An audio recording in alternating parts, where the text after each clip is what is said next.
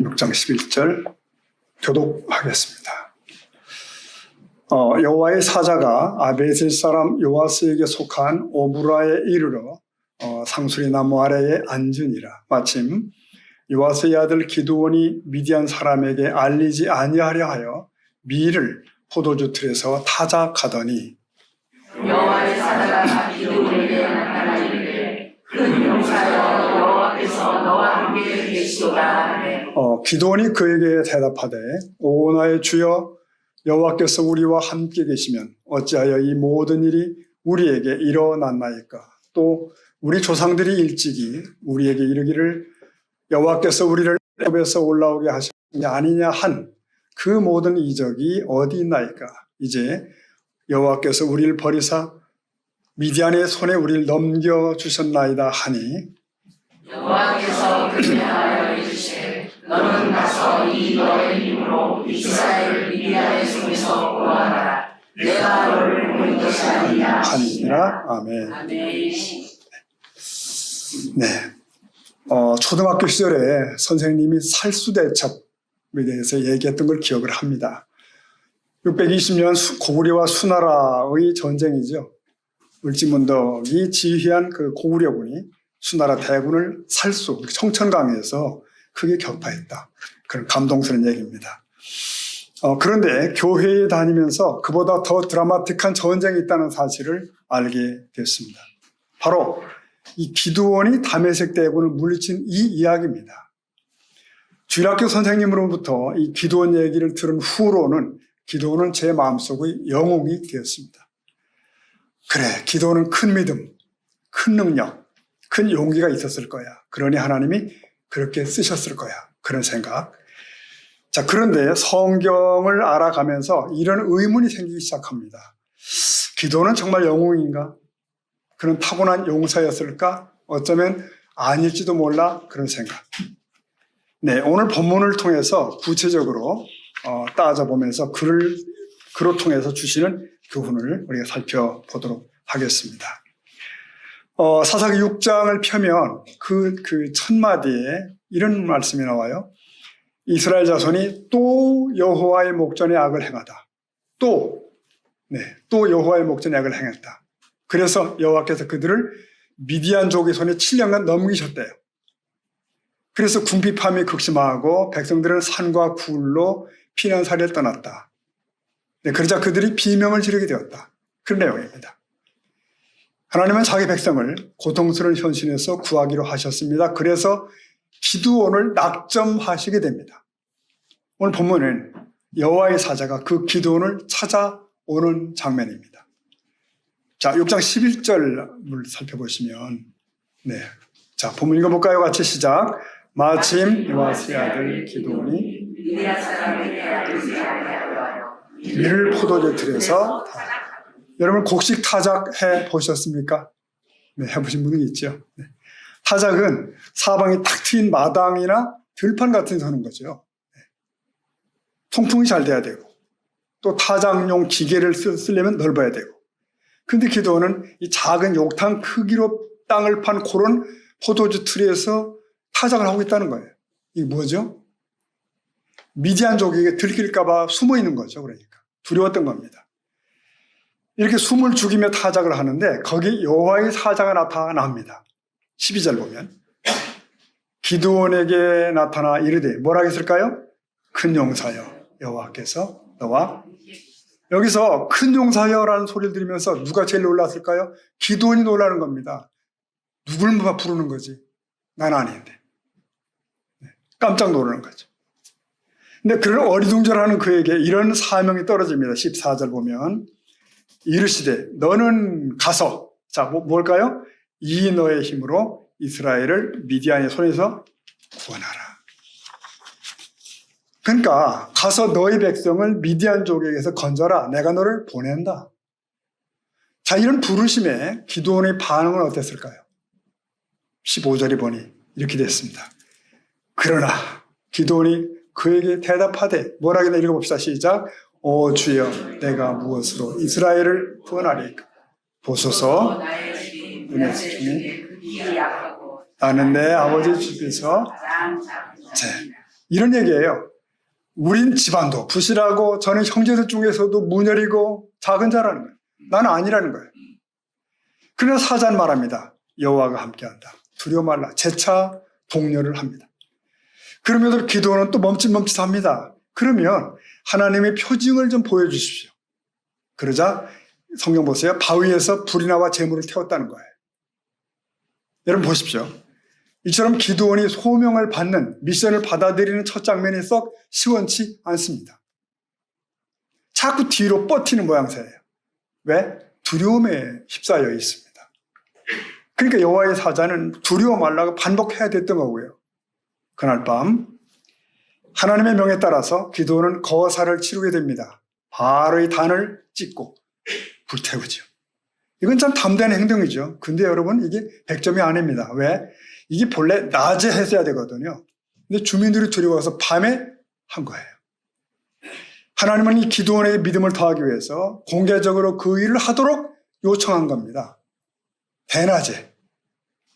기록을 보면 이 기도원의 아비 집에는 바알의 제단이 있었고요. 종들도 많아요. 그렇다면 그의 집은 당시 사회에서 유지급 집안이었을까라는 거죠. 형제들도 많고. 그러니까 나는 내 아비 집에서 제일 작은 자요라고 말한 것도 별로 신빙성이 없어 보여요. 그렇다면 겸손을 가장한 이 제스처, 이게 어쩌면 거짓말이 아닐까 싶은 생각도 드는 거예요. 그는 사사로 부름받는 일에 부담을, 두려움을 느꼈던 겁니다. 자, 하나님 입장에서는 기드온이 사사가 되기 전에 미디안 공포심을 덜어줄 필요가 있었던 거예요. 무슨 말이냐면 고대 사람들은 이 상대방의 신을 섬기는 그 신을 두려워하는 거예요. 이스라엘이 자꾸만 우상을 만들어 섬긴 이유가 거기에 있습니다. 가나안의 신들이 다 이 그 다산과 풍년에 대해서 여호와보다 더 센 것처럼 보였거든요. 또한 미디안이 막강한 것은 그들 신이 여호와보다 더 센 거라고 생각했던 거예요. 그렇다면 이제 미디안과 싸우려면 그들 신에 대한 공포심부터 제거를 해야 됩니다. 네. 그래서 하나님은 바알을 도끼로 찍으라. 그래도 탈이 없을 거야. 이렇게 말씀하신 겁니다. 대낮에 했어야 돼요. 근데 기도는 어때요? 도둑고양이처럼 밤중에 움직입니다. 그것도 종들을 시켜서 살짝 처리한 거예요. 결국은 하나님의 의도가 100% 성취된 건 아니구나를 느끼게 됩니다. 여러분, 예나 지금이나 우상은 사람 손으로 만든 우상에 불과합니다. 그렇죠, 여러분? 네, 그렇습니다. 부수고 불사르면 끝나는 거예요. 저희 그 전도사 시절에 미신에 쩔은 분이 교회에 나오셨습니다. 이제 첫 가정 신방을 가서 그가 내놓은 보자기를 보니까 부적이 가득합니다. 가득해요. 그는 두려워서 손을 못 대겠대요. 그래서 제가 대신 제가 처리하겠습니다. 가져다가 소각장에서 완전히 전부 불살랐다는 거 아닙니까? 아무 일도 안 생겼습니다. 네. 아무 일도 없어요. 기도원도 처음 그 일을 행할 때 두려웠을 겁니다. 하나, 그 신들이 아무 힘이 없다는 사실을 배워가기 시작하는 거예요. 그렇다고 기도원이 아직 용사가 된 건 아니에요. 여전히 답답한 기도원을 계속 보는 겁니다. 자, 드디어 미디안이 쳐들어온다는 소식이 들려옵니다. 기도원은 각 부족들에게 공지해서 저항군을 이제 결성했어요. 그러나 그 와중에 또다시 조바심이 도지는 거죠. 그러니까 도진 거예요. 나는 이 전쟁에서 이길 수 있을까? 그래서 하나님에게 증표를 달라는 거예요. 증거를 내놓으라는 겁니다. 그것도 2번씩이나. 처음에는 여러분 아시죠? 양털 한 뭉치를 마당에 두고 밤이슬이 양털만 젖게 하라는 거예요. 그 다음에는 또 양털만 마르고 사방 마당이 젖게 해달라. 이런, 네. 그러니까 넓은 타작마당을 두고서 좁은 포도주투에 숨어있던 그 사람인데, 그랬던 그가 하나님의 징표를 구하는 데는 넓은 곳을 원해요. 모순이죠. 그것도 2번씩이나. 그는 전쟁을 두려워하는 겁니다. 자기가 만족할 만큼 표징이 필요하다고 생각한 거예요. 저는 이 부분을 읽으면서 이런 생각을 했습니다. 참 우리 하나님은 참 속도 좋으시다. 이놈아 그만둬라고 내 질르셔야 되는데 참으시고 그래 또 하자 이러시는 거예요. 그러다가 제가 깨닫게 된 게 있습니다. 그래 나는 나을까? 나도 참으로 더디 믿는 자가 아닐까? 나도 소심한 자 아닌가? 여러분은 어떻습니까? 비록 등 떠밀린 것이지만 기도는 어쨌든 한 걸음씩 가는 겁니다. 그는 하나님의 명대로 우상을 제거했고 미디안 대적이 쳐들어오자 동족을 다 끌어모읍니다. 그러나 여러분, 적군들이 다 모여서 요단을 건너와 진을 쳤다더라는 소식이 들리자 다시 의기소침병에 걸리는 거예요. 예의 소심증이 되살아납니다. 그게 기도원입니다. 그게 기도원이에요. 결과적으로 그는 5번이나 하나님의 권능을 체크해 본 후에야 전쟁터에 나가게 됩니다. 여러분, 구약의 얘기 중에, 전쟁 얘기 중에 전쟁 전에 이렇게 많이 표징을 보여준 예는 없어요. 네. 그만큼 기도는 더디 믿는 자였다는 반증입니다. 드디어 모래 골짜기를 사이에 두고 이스라엘과 미디안이 마침내 마주섭니다. 근데 그 모인 숫자가 여러분 아시죠? 비교가 안 되는 거예요. 미디안은 13만 5천이잖아요. 네. 이스라엘은 겨우 3만 2천 명입니다. 약 4대 1의 싸움이죠. 근데 하나님이 기드온에게 이상한 명령을 내리시죠. 이스라엘더러 숫자가 너무 많다 그러신 거예요. 돌려보내라. 우선 두려워 떠오는 자들부터 다 돌려보내라는 거예요. 여러분, 몇 배나 큰 대적을 보고 겁에 질리지 않을 자가 어디 있어요. 그래서 무려 3분의 2나 되는 사람들이 다 집으로 돌아갑니다. 포기한 자들을 데리고는 하나님도 일하실 수 없습니다. 그거 아시죠, 여러분? 이제 겨우 1만 명이 남았는데요. 비교도 안 되던 군사력의 격차가 전에 비해서 3배나 더 떨어져요. 근데 보십시오. 하나님은 아직도 군사가 많대요. 이상하지 않습니까? 우리 인간의 상식으로는 너무 적은데 하나님은 왜 자꾸 많다고 그러시냐 이거죠. 왜?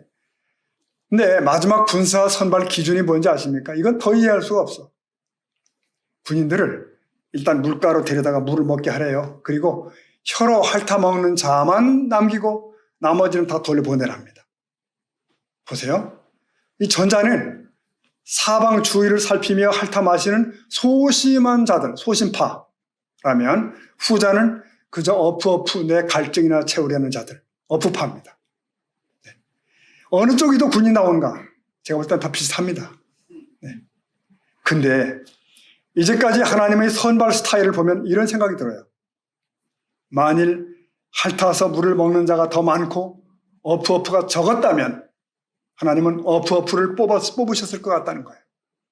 아시겠죠, 뭔지? 근데 하나님의 계획은 사람 숫자를 줄이는 데 있어요. 지금 사람 숫자를 줄이자고요. 어차피 이 싸움은 이스라엘의 군사로 이기는 것이 아니에요. 전적으로 하나님의 능력으로 승부가 나는 구도입니다. 네. 그래서 결론이 뭔지 아시죠? 겁쟁이 리더 밑에 소심한 군사들 300명이 겨우 남게 되었더라. 그겁니다. 자, 여러분. 기드온의 미디안 전투는 용사들의 영웅담이 아닙니다. 어설픈 대장과 미덥지 않은 부하들이 모여서 싸운 이상한 전투예요. 그 승리의 전적은 기네스북에 오를만 합니다. 네. 겨우 300명이 13만 5천 명을 상대로 지금 무언가를 하는 거예요. 일당 450으로 지금 싸우는 거죠. 수적으로는 있을 수 없는 싸움입니다. 그러면 전투의 방식은 또 뭐예요? 어때요? 참 특이하죠. 네, 특이합니다. 7장 16절 보십시다. 거기 보면 300명 있죠? 300명을 세 대로 나누어, 자, 그 다음 읽어봅니다. 시작. 각 손에 나팔과 긴 항아리를 들고 항아리 안에는 횃불을 감추게 하고. 네, 보세요. 나팔, 빈 항아리, 횃불, 요게 무장의 전부입니다. M16 이런 거 없습니다. 네. 이제 싸움 직전에 갔을 때 이번에는 하나님이 제안을 하셔요. 기도나 우선 적진을 한번 탐지해봐라. 왜 그러시나요? 기드온에게 용기를 한 번 더 일깨워 주시길 원하셨어요. 그래서 기드온은 동료를 데리고 적진으로 갑니다. 근데 거기 가서 놀라운 말을 듣잖아요. 네. 적진에 숨어 들어갔는데 적군들끼리 하는 말이 들리는 거죠. 하나가 그 동료에게 꿈 얘기하죠. 어이, 꿈에 보리떡 한 덩어리가 굴러굴러 들어오더니 우리를 다 쳐서 무너뜨리더라고. 그러니까 다른 그 동료가 얘기하는 거죠. 이건 이스라엘 사람 기드온이야. 저들의 하나님이 미디안을 그의 손에 붙였다니까. 이게 누가 하는 얘기입니까? 이스라엘 군이 한 말이 아니에요. 미디안 군들이 하는 얘기예요. 여러분이 기드온이라면 그 순간 얼마나 기세가 등등할까요? 하나님은 심약한 기드온을 얼마나 세심하게 배려하시는지, 전투를 앞두고 떨고 있는 그를 안돈시키려는 하나님의 노력을 보십시오. 하나님은 오늘도 그의 자녀들이 상황 앞에 위축될 때 나를 보라, 내가 함께한다, 그렇게 말씀하시는 줄을 믿습니다. 그런 하나님이셔요. 그래서 이제 전쟁이 시작이 됩니다. 시나리오는 단순하죠. 이스라엘 군은 나팔을 불어라. 그러다가 빈 항아리를 깨라. 그러면서 기드온의 칼이여라고 외치기만 해라. 여기까지. 그게 전부입니다. 그런데 혼비백산한 미디안 대군이 자신들끼리 서로 죽이는 참극이 벌어집니다. 자기들끼리. 그럼 기드온은 뭐 하죠? 가만히 앉아서 승리를 줍는 거예요. 승리를 줍는 겁니다. 하나님은 겁쟁이를 이끌고 당신의 목적을 한치의 오차도 없이 달성합니다. 여러분, 이런 하나님인 거 믿으십니까? 아멘. 아멘. 군대를 처음 소집할 때 주신 하나님의 목표를 다시 보십시다. 7장 2절 보면 이런 말씀이 있어요.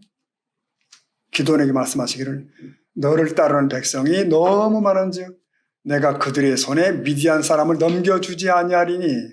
그 다음 읽어볼까요? 이는 이스라엘이 나를 거슬러 스스로 자랑하기를 내 내 손이 손이 나를 구원하였나이까. 네, 이거 잘 보십시오. 스스로 자랑하는 것은 망조입니다. 망하는 길이에요. 하나님의 일은 그분의 방식과 그분의 때에 이루어진다는 그 말씀이 여기 있어요. 하나님의 약한 자 기드온을 선택한 또 다른 이유가 또 여기에 있고요. 사람이 스스로 자긍하지 못하도록 사전에 대비하십니다.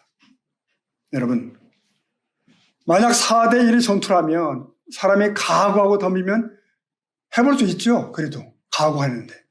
그러나 여러분 450대 1이면 어때요? 전혀 다릅니다. 이건 각오에 될 문제가 아니고요. 이길 확률이 없습니다. 인간의 모든 걸 다 동원해도 도무지 재간이 없는 거예요. 이게 하나님이 만드신 상황입니다.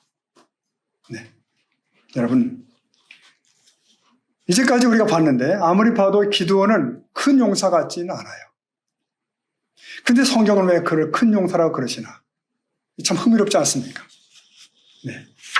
포도주 틀에서 숨어서 일하고 있는 그를 용사라고 부르셨다고요. 하나님은 그 기드온에게 너 하나님을 믿는 신자야. 세상을 왜 그리 두려워하냐? 내가 너와 함께하지 않느냐?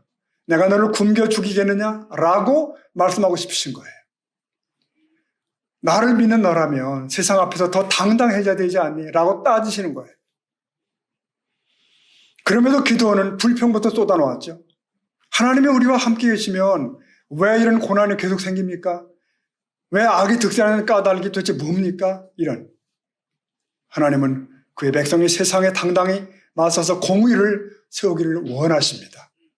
신자는 가만히 앉아있고 그분이 다 해결해 주는 거 그건 아닙니다. 포도주 틀에 숨은 기드온의 모습은 불의와 대적할 힘이 없다는 것을 보여주잖아요. 하나님은 기드온이 용사라서 소명을 주신 것이 아닙니다. 이제부터 당신께서 큰 용사로 만들어 가시겠다는 거예요. 용사를 삼아 주시겠다는 거예요. 하나님은 그의 소심한 성격조차도 활용하십니다. 여러분, 군사를 300으로까지 줄인 이유가 여기에 있습니다. 이스라엘로 하여금 자긍하지 않게. 네. 만약 기드온이 용사였다면 승리 후에 자기도 모르게 자긍했겠죠. 그렇기에 하나님은 처음부터 가장 약한 자들을 불러 그의 목적을 이루어 가시는 겁니다. 자, 여기까지 하시고요. 시야를 조금 넓혀 생각을 해보겠습니다. 세상의 수많은 민족들 가운데 하나님은 이스라엘 민족을 앞에 선택하셨잖아요. 인류 구속의 도구로 부르셨습니다. 왜 그들이냐는 거예요. 왜 그들일까요? 오늘도 혹자는 이런 얘기를 해요. 이스라엘 사람들은 IQ가 특별하대. 여러분, 그렇지 않습니다. 한국 사람의 IQ가 더 높습니다. 이스라엘에 대해서 하나님 이렇게 말씀하셨어요. 성경에 보니 신명기 7장 보니까 7절에 여호와께서 너희를 기뻐하시고 너희를 택하심은, 자 읽어봅시다. 시작. 너희가 다른 민족보다 너희는 오히려 모든 민족 중에 가장 적으니라. 네. 자, 이스라엘을 성민으로 부르신 이유가 여기 있어요. 작고 주목받을 만한 것이 없기 때문에. 그들은 자기를 자랑한 것이 없고 자기들을 쓰신 하나님만 드러내게 되어 있습니다. 하나님이 이스라엘을 선택하신 일이 그 대표적 사례예요. 그들이 다른 민족들보다 탁월해서도 아니었고 강해서도 아니에요. 재능이 많아서도 아니고 성품이 좋아서도 아니에요. 여기에 하나님께서 가장 적은 민족인 이스라엘을 선택하신 이유가 있습니다. 여러분, 이스라엘의 역사는 타지에서 온 아브라함으로부터 시작되잖아요. 그러니까 나그네예요, 나그네. 힘도 없죠. 또 그 후손 족장들의 삶은 또 어때요? 얼마나 초라해요. 또 그들의 후손 이스라엘의 애굽 생활은 얼마나 비참합니까? 또 광야길 걸어올 때 그들은 얼마나 또 보살핌이 필요해요. 이렇게 작은 자들이에요. 그리고 드디어 사사시대. 그들은 과거에 받은 하나님의 은혜를 다 망각하죠. 그러다가 하나님을 아픔에 찾고 악순환만 반복하고. 여러분, 그럼에도 하나님은 어떻게 하시죠? 이스라엘이 부르짖으면 구원자를 보내시고 저들이 상상 못한 승리로 하나님의 영광을 나타내시고. 이게 기도원 사사역이 아닙니까? 여러분, 재료가 나쁠수록 그런 재료로 작품을 만든 작가는 더욱더 위대합니다. 네. 군대가 적으면 적을수록 그 군대로 대승한 승자의 영예는 더욱 빛나는 거예요. 즉 그 얘기를 하는 겁니다. 우린 적고 보잘것 없습니다. 그런 우리를 친백성 삼으신 이유가 뭘까요? 하나님이 하셨다는 것을 드러내길 원하셔요. 오늘날도 하나님의 크고 작은 기적들은 계속되지 않아요, 여러분? 우리에게 능력을 주시고 사업의 복도 때려주시고 자녀들을 돌보기도 하시고. 이 다 궁극적 목적이 뭡니까? 다 하나님의 영광을 드러내는 데 있습니다. 여러분, 사도 바울을 생각해 보세요. 그는 자신의 한계를 초월하는 수많은 사건들을 만납니다. 거기서 자기의 힘과 능이 아닌 하나님의 은혜로 사명을 감당할 수 있음을 깨닫게 되죠. 그가 이런 고백을 하죠. 고린도후서 12장 10절 보면 그러므로 내가 그리스도를 위하여, 그 다음 읽어볼까요? 약한 것들과 권고를 기뻐하니 이는 내가 네, 그 자신이 약할 때 그때 강하더라는 거예요. 이는 주를 더 철저히 의존하기 때문에. 여러분, 우리는 누가 더 강하냐의 싸움을 하는 게 아닙니다. 누가 더 주님을 의지할 수 있는가를 경쟁을 해야 돼요. 우리 경쟁은 그것입니다. 왜? 그를 통해 하나님의 능력이 나타나기 때문에 그렇게 그의 나라는 확장되어 가는 것입니다. 조금 흥미로운 얘기를 하나 하면 말이죠. 돌아보면 지난 7, 80년대를 한국교회의 급성장기라고 불러요. 수많은 개척교회가 생기고 천막만 치면 사람들이 몰려든다는 말이 있었고 그럴 때입니다. 그때 흥성했던 것이 무인가 신학교입니다. 들어보셨죠, 여러분? 무인가 신학교. 국가가 학력으로 인정하는 학교가 아니에요. 그러니까 아무나 들어올 수 있는 학교. 아무나 들어왔다 나갈 수 있는. 그러다 보니 교회에서 열심을 내는 사람들에게는 누구에게나 무조건 신학교 가라. 그런 말이 유행했어요. 네. 그런데 실력이 모자라서 예비고사에서 떨어지고 재수하고 삼수하고 그런 학생들이 그러면 이렇게 말해요. 그럼 너는 신학교나 가라. 하나님의 뜻인가 보다. 그랬어요. 그래서 당시 무자격 신학생이 상당수 배출됐습니다. 네. 근데 여러분, 얼마 전에 한 목사님과 좀 진지한 대화를 나눴는데 그가 이런 분석을 해요. 지난날에 한국교회가 급속히 성장한 그 저변에는 바로 이런 무학력 신학교 신학생 그리고 무인가 신학교가 기여한 바가 많다는 거예요. 그들은 신학교를 졸업해도 부임할 교회가 없는 거예요. 갈 교회가 없대요. 번듯하게 내놓을 학력도 없고 졸업장이 없는 거예요. 그러니까 할 것이 뭐가 있겠냐는 거예요. 뭐예요? 기도라는 거예요. 기도. 결사적으로 하나님께 매달리고 금식하고 기도원에 올라가고 그 결과 그들이 또 능력을 받고 이적을 해가고 교회들이 드러나고 이 전도받은 새신자들이 팽창하고 이게 한국교회 성장의 중요한 요소였다는 거예요. 처음엔 이상하다가 일리가 있더라고요, 그게. 네. 그래서 그 말을 듣고 제 주위를 가만히 둘러봤습니다. 그 일리가 있어요, 그게. 네. 제가 신학교를 마칠 때는 400여 명이 동시에 같이 졸업했습니다. 동기가. 근데 그들 중에 약 100여 명이 석사 코스예요, 소위. 나머지는 다 비정규 코스입니다. 교육부가 인정하는 게 아니에요.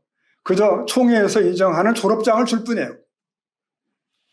그들 중에 얼마는 연수원생이라고 불렀어요. 연수원. 네.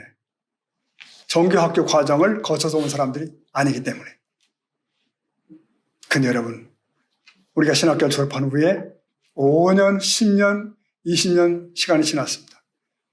가만히 살펴보니까 그 연수원 졸업자들 가운데에 중형교회, 유명한 교회를 목회하는 이들이 상당수가 있는 거예요. 더 목회를 잘해요. 네. 이게 어떻게 된 일이죠, 여러분? 분명합니다. 하나님은 학벌 의지가 아니셔요. 학력으로 일하는 분이 아니더라고요. 네. 약한 자들을 끝까지 붙들어 주시는 그런 하나님이시더라고요. 네. 오래전에 장로교육 원산지라 갈 수 있는 영국의 스코틀랜드를 이제 방문을 했었습니다.